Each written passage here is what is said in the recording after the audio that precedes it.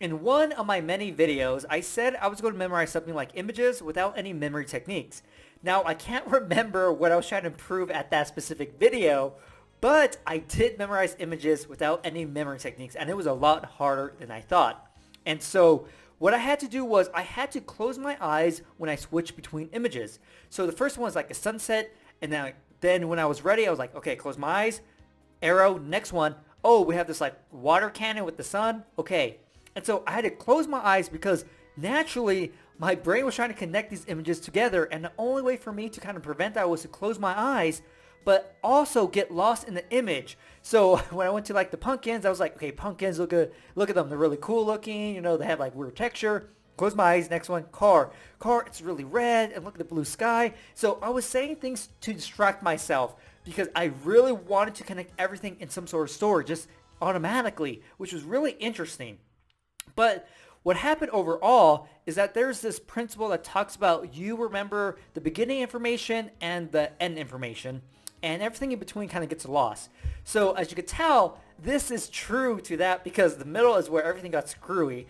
But the thing was, what was interesting was all these images I attempted, yes, they're out of order, but I remembered every single image. Now, when I was recalling, I could remember these first ones because it was like they were longer. It was longer since I saw them. Yes, we're talking about like a minute and maybe like 20, 30 seconds during recall, but it was long enough for me to get a feeling, hey, these ones are like the first ones because it's been the longest since I seen them. Now, the last ones were the last ones I saw before time was up. So that was kind of easier to recall. But everything in the middle, as you could tell, man, it was a mess. Like, I saw this owl, right?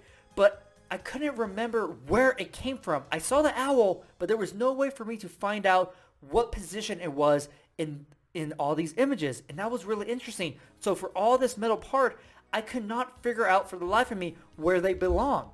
They were just somewhere there, and no matter how hard I tried, because I didn't connect it to the first or last image, right? I didn't put them into any palace, any order. So they were literally just floating around in my mind. And so that's what happens to us when we don't use memory techniques. This middle portion happens to us. They're just in your mind. You might remember some information, but you can't remember exactly, what it is or what order it came in. And so it's just kind of floating around. And no matter what you do, you can't find the information. You can't pinpoint that information. And it was really a pain because like, man, I know I saw these images, but I had no idea what order. Was it this order? Well, there's no way for me to even check or even have a feeling because usually when I memorize, I get a feeling. And since I didn't use any memory techniques, that feeling wasn't there. All I had was this picture. And so I thought maybe because I didn't have to picture anything, because the pictures were given to me, and so it was a little bit easier. I thought overall I would be able to at least recall 11. Yes, I didn't get through all 30, but at least 11 I would be able just to kind of, I don't know how, but kind of just remember this was first, this was second, and so on. But that wasn't the case. And so it was really interesting to kind of see that.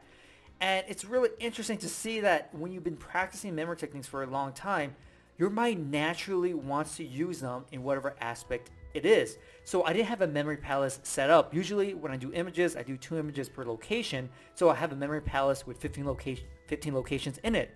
And so I didn't have that. So what my brain was trying to do automatically was, okay, we don't have this palace.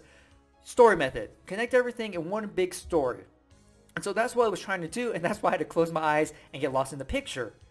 And so I think once we kind of reach that level that we've been using memory techniques long enough, and we know how they work, and we have like kind of a toolbox of all these techniques we could pull out at any moment, our brain is naturally going to go there. And I made a video explaining how I was able to remember my password to the new login, right? And yes, I used my memory system. I didn't really like use memory techniques in the sense I was like trying to actively apply it, but I used my memory system to create the images, but I didn't place those images anywhere, but I was still able to remember them. And so this is kind of the same thing. Yes, I was not able to remember the specific order for them, but out of the 11 I went through, I remember the 11 I saw.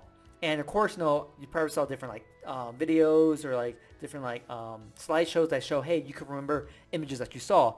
But it's cool to know that in my mind, in my subconscious, it automatically wants to create a story out of this information. And I think that's the thing to take away from this video, is that when you practice memory techniques and you keep using them, eventually it's going to start bleeding in to a point where you're naturally using memory techniques without any additional effort.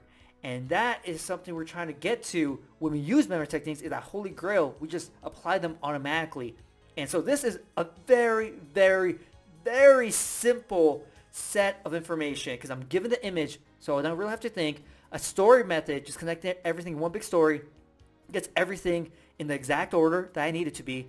And so at the very simplest information, my mind is automatically trying to remember it without me putting additional effort into, okay, I have to just see this, this, and this. Oh no, that's not gonna work. Let me try this in the story. No, it's just automatically trying to create them.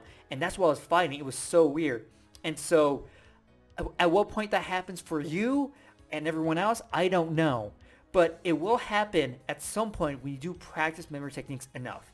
So hopefully you enjoyed this video, and I'll see you next time.